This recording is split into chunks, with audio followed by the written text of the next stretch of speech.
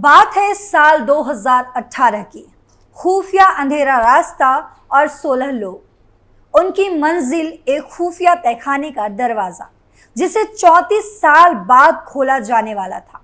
दरवाजे के अंदर था एक प्राचीन खजाना, इसलिए वे लोग अपने साथ सांप पकड़ने वाले को भी लेकर आए थे। लेकिन जैसे ही दरवाजे के पास पहुंचे, पता चला कि खजाने की चाबी ही गायब है।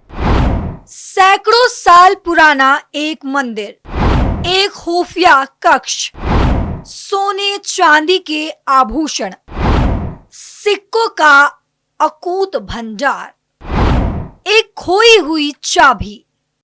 ये कहानी है उड़ीसा के पुरी जगन्नाथ मंदिर के रत्न भंडार की।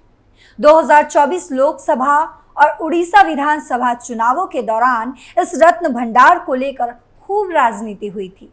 भाजपा ने इसे बड़ा मुद्दा भी बनाया था, जिसका नतीजा भी अब सामने है। वर्तमान में इसे खोले जाने की प्रक्रिया जारी है, जिसके तहत रत्न भंडार में मौजूद खजाने की गिनती की जाएगी। इस मौके पर हमने सोचा आपको जगन्नाथपुरी के रत्न भंडार का इतिहास बताते चले। नमस्कार, आप देख रहे हैं कैपिटल टीवी का स्पेशल शो और मैं हूं आपके साथ पल्लवी सिंह। आज के इस शो में हम आपको कहानी बताएंगे जब जगन्नाथपुरी के रत्न भंडार को लूटने की कोशिश हुई। साथ ही जानेंगे कि क्या इस रत्न भंडार के अंदर है और इसे खोले जाने की प्रक्रिया क्या है। कौन है काला पहाड़ जिसने लूटा जगन्नाथ मंदिर। रत्न भंडार को लूटने की कोशिशों में सबसे मुख्य नाम आता है काला पहाड़ का। आखिर ये कौन है? साल 1568 की बात है। बंगाल पर तब कर्रानी वंश का राज था। इसकी शुरुआत शेर शाह सूरी के एक मुलाजिम ने की थी। कर्रानी वंश के राजा सुल्तान सुलेमान ने उड़ीसा पर आक्रमण कर दिया।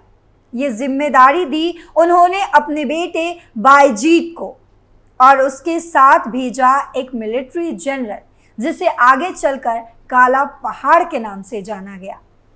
काला पहाड़ ने उड़ीसा के राजा मुकुंद देव को हरा दिया और उड़ीसा पर कब्जा कर लिया।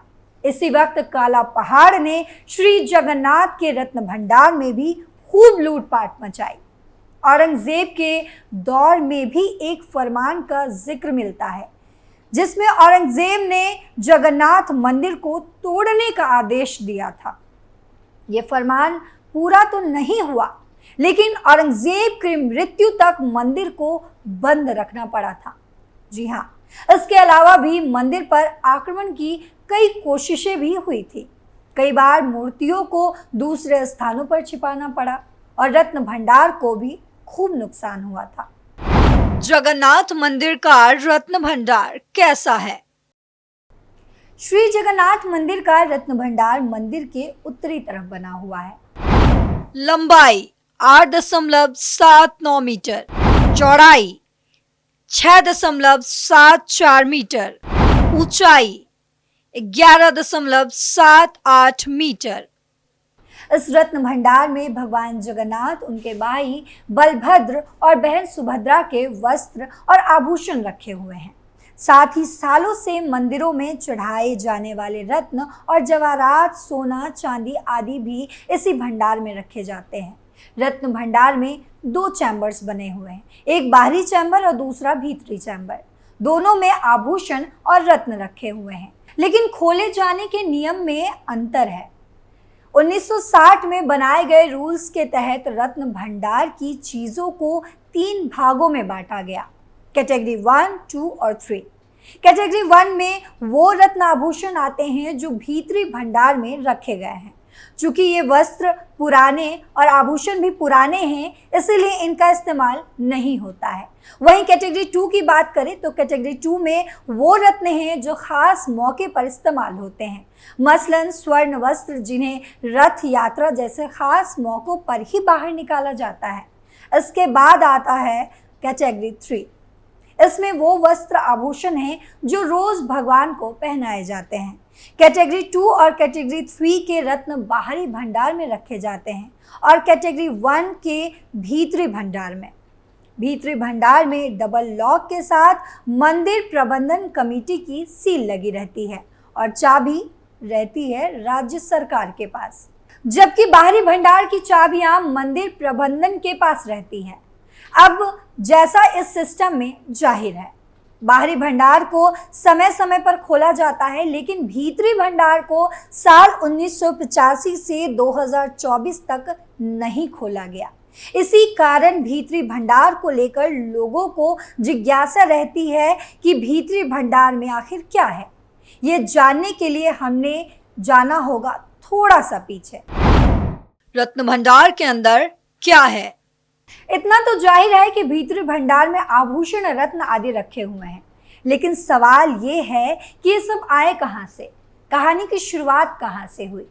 दरअसल कहानी की शुरुआत 12वीं सदी से हुई, जब कलिंग, जिसे हम उड़ीसा के नाम से जानते हैं, यहाँ तब गंगा वंश के राजा अनंत वर्मन चूड़गंगा का राज था। जगन्नाथ मंदिर का वर्तमान रूप इन्होंने ही बनवाया था।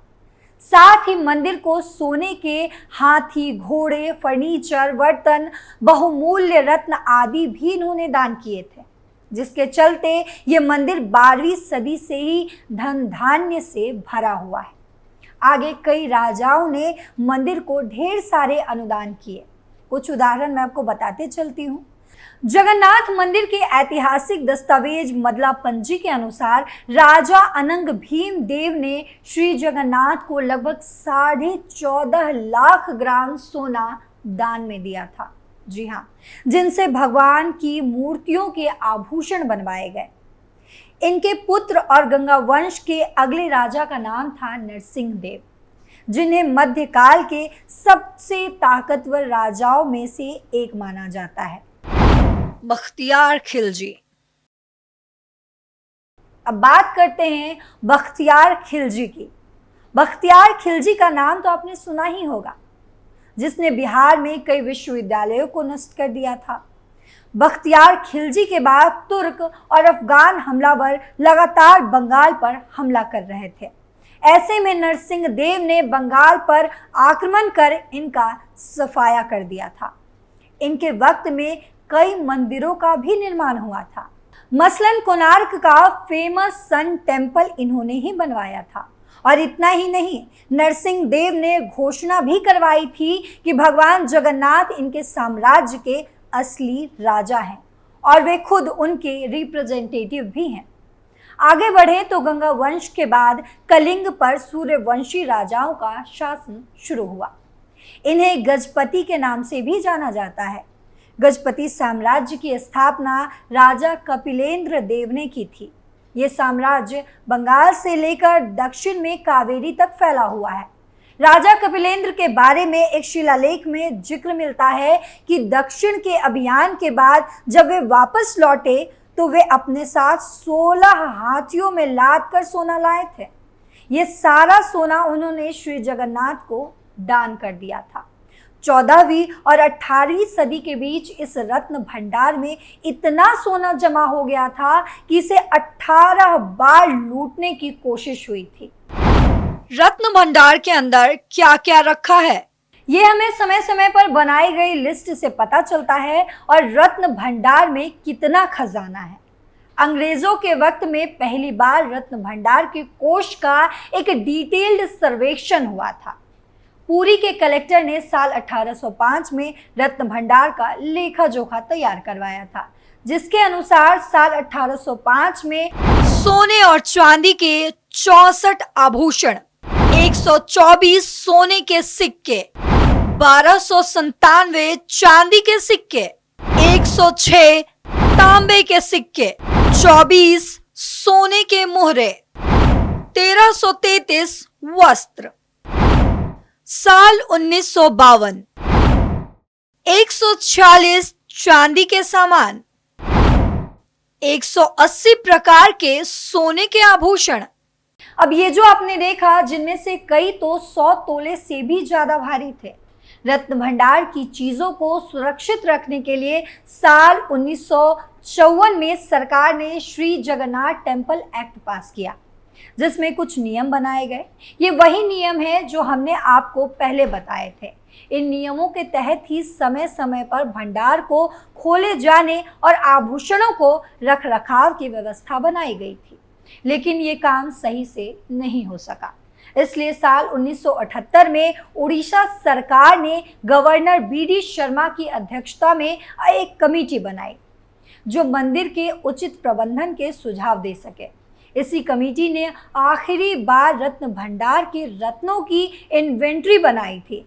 इस आखिरी इन्वेंट्री से पता चलता है कि भीतरी रत्न भंडार में 43.64 किलो के 367 सोने के जेवर और 148.78 किलो के 231 चांदी के जेवर थे। भीतरी रत्न भंडार को आगे 2 बार और खोला गया था, साल 1982 और साल 1985 में। हालांकि तब इन्वेंट्री नहीं की गई थी। इसके बाद भीतरी भंडार खोला ही नहीं गया। अब चाबी गायब। जैसा हमने अभी आपको बताया कि 1984 के बाद भीतरी रत्न भंडार खोला ही नहीं गया था, इसलिए साल 2018 में उड़ीसा हाई कोर्ट ने भंडार को खुलवाने का आदेश जारी किया ताकि कमरे की मरम्मत की जा सके। एएसआई को कमरे का सर्वे भी करना था, ये देखने के लिए कि भीतरी भंडार के आभूषणों को रखरखाव या मरम्मत की जरूरत तो नहीं है। एएसआई कमरे को खोलने जा रही थी, तभी पता चला कि चाबी ही गायब है।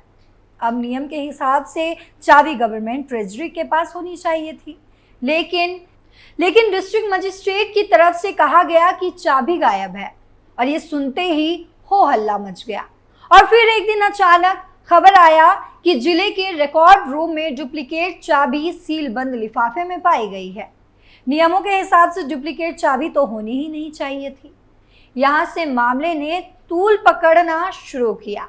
काफी हंगामे के बाद तत्कालीन मुख्यमंत्री नवीन पटनायक ने जांच के आदेश जारी किए। रिटायर्ड जज की अध्यक्षता में कमेटी भी बनवाई गई, वो भी एक नहीं 2 बार। जी हाँ, 2 बार। एक कमेटी ने रिपोर्ट भी सौंपी, लेकिन उसे पब्लिक ही नहीं किया गया। दूसरी कमेटी की जांच पूरी होती इससे पहले ही 2024 उड़ीसा विधानसभा चुनावों का रिजल्ट आ गया और नवीन पटनायक सरकार की रुखसदी हो गई। नई सरकार में भीतरी भंडार को खोले जाने की प्रक्रिया शुरू हो चुकी है, जिसके तहत और नए सिरे से रत्नों की गिनती होगी और एक नई इन्वेंट्री भी बनाई जाएगी। इसके बाद ही पता चल सकेगा कि वर्तमान में रत्न भंडार के अंदर क्या क्या रखा हुआ है। फिलहाल इस स्टोरी में इतना ही। देश और दुनिया की तमाम खबरों के लिए देखते रहे कैपिटल टीवी। नमस्कार।